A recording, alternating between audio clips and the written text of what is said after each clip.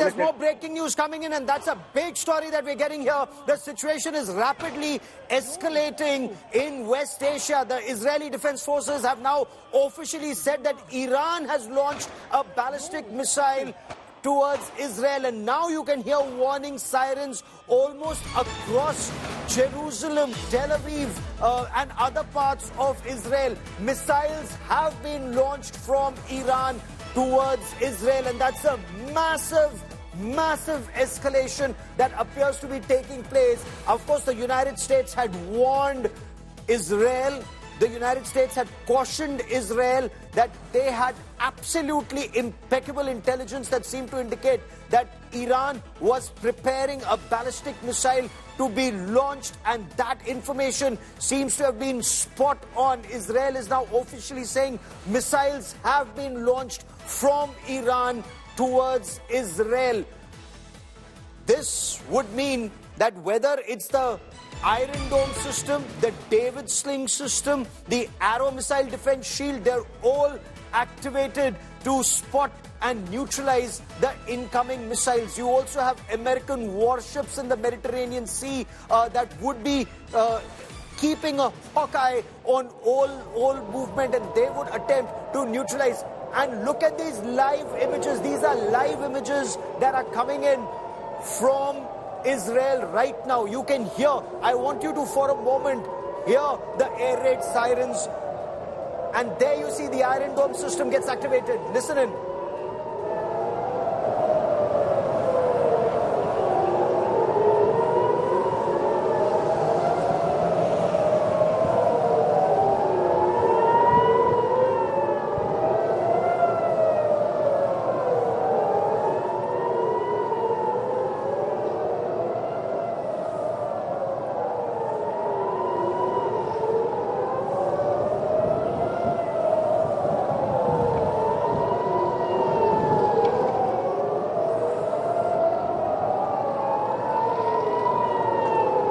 So that's one incoming projectile that's been neutralized by the Iron Dome system, and we're going full frame to show you these images. Just as the projectiles come in, rockets and missiles, there you see, you then have the Iron Dome system that gets activated, and this is at a short range.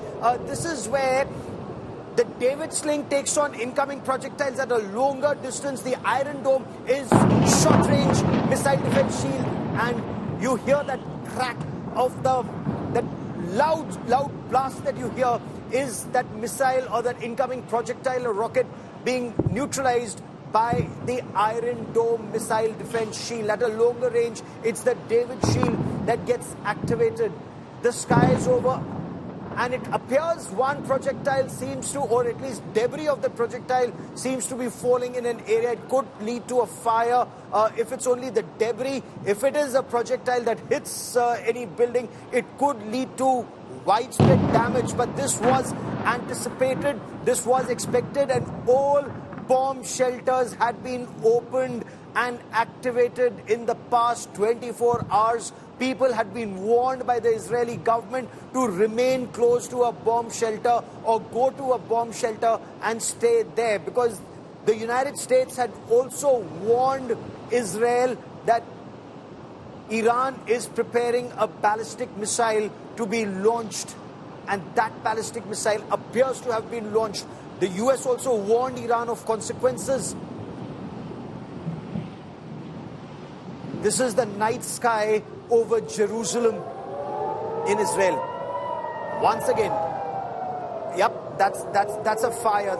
It's either the debris that's fallen on some area. It could be the fuel inside the projectile that crashes into either a building or any location and catches fire.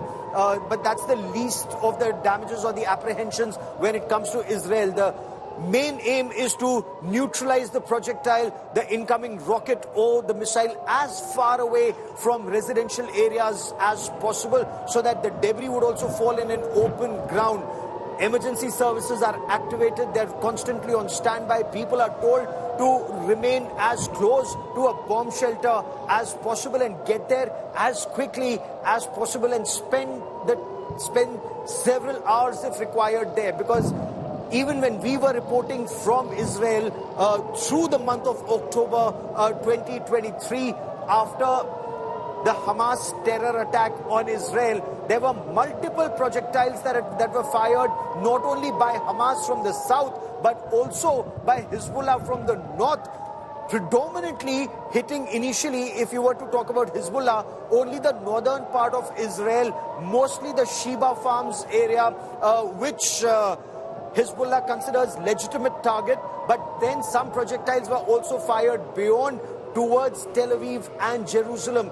Remember, Hezbollah has longer range rockets and longer range missiles, even a ballistic missile, including one that was fired after Hassan Nasrallah was neutralized, and that was aimed at the Mossad headquarters. Of course, that was neutralized. But there you see, these are again live images that we are getting to you.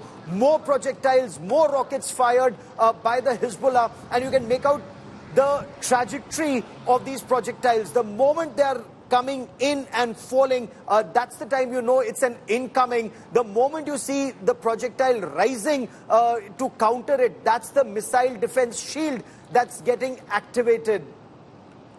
So the situation extremely tense, extremely grim. The projectile that is rising is the Iron Dome system that gets activated, and these are located all around Tel Aviv and Jerusalem.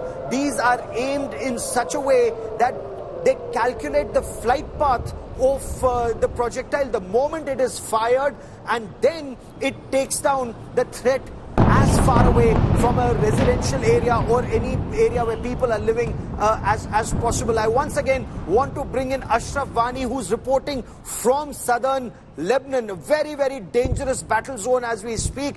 Ashraf, I believe the Hezbollah has also been firing some projectiles, rockets and missiles towards Israel, as is Iran. Iran seems to have fired a ballistic missile that America warned about, and IDF has just confirmed it's been fired, and you hear these air raid sirens almost all across Jerusalem and Tel Aviv right now.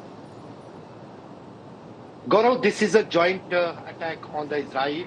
What we are getting from the sources here in the Lebanon, Hezbollah is also carrying out its rockets, not only the small rockets but mid-range rockets which could reach up to the Jerusalem and Tel Aviv. Then also Houthis may launch rockets in the meanwhile, and Iran has already launched a ballistic missile, what the IDF has confirmed. So this was a strategy which was being planned for last many months since the assassination of Ismail Hania. Now the top leader, another Hassan Nasrallah, has been killed by the IDF. So this is a joint attack on the Israel from all its, whether it is Hamas will be trying also on it. In fact, those shooters who are roaming or some maybe have been killed in the Israel may be from the Hamas or some other group. So this is a joint coordinated attack being carried out on the Israel. Probably what some input to suggest that the main meeting, what was going on in Hezbollah headquarters, there was the series of meetings in which Islamic Revolutionary Guard commanders as well as the Hezbollah top leadership was present when that headquarters was attacked. That meeting was only for the chalk outing of the plan, how and when Israel will be attacked by these forces united. And when you look at the threat that Israel faces, Iran may be that fountainhead of anti-Israel forces, but you have the Houthi rebels in Yemen. They may be 2,000 kilometers away, but they've also fired rockets and missiles and longer-range missiles at Israel. So you have the Houthis, you have the Hezbollah, degraded to a large extent, but remain a potent force. The fact that they're still launching rockets and missiles, not just in Sheba Farms area, or not just in Haifa, not just in northern Israel, but also targeting Tel Aviv and Jerusalem, and having missiles that can target every part of Israel, including Sderot and Ashkelon in the south. And you have those Iranian, the Shia militia, whether they're in Iraq or in Syria. So the threat is on multiple fronts, and the threat from Hamas in Gaza remains, Ashraf. Yes, always that remains, because it is fact, despite the destruction of Gaza, still IDF has not achieved its main goal to bring back all those hostages who are settled with the Hamas. It is not clear whether they are alive or not, but still they are with the Hamas, despite all the efforts by the Israeli defensive forces. And also, during Gaurav, we have to understand, during last many months, and particularly during last 1 month, the way Israel and IDF has pounded the Hezbollah, their top leadership has been eliminated from one by one from their top commanders, and then the fighters, more than 800 Hezbollah fighters had been killed during last 11 months of war between the Hezbollah and the IDF. So that count remains there, and every day now the civilian toll is also getting up here in the southern Lebanon. Yesterday we had 58 people killed. Today we have 35 people killed. Some of them may be Hezbollah fighters, but surely there are also some civilians or some children or some women which are being killed in these Israeli targets. If it has now gone over the head of the Iran, if they could not have reacted now, then that could be the very desperate question for the Iran in the coming years and coming days, particularly in the Gulf region. The situation remains extremely grim. We are told that the IDF or the Israeli Defense Forces have confirmed that Iran has fired a ballistic missile directly at Israel, and just a short while back the missile, and it's more than one. The information is it's more than one. A short while ago, missiles were launched from Iran towards the state of Israel. The IDF said in a statement. Iran's Mehr news agency apparently has also confirmed and reported that missiles have been launched. The launch is now, and these are images that you see as I get you more inputs of a barrage of rockets, a barrage of projectiles being fired towards Israel, and the Iron Dome system gets activated, as does the David Sling, one to take out the threat at a very short distance, the other at a medium range. But ballistic missiles have been fired.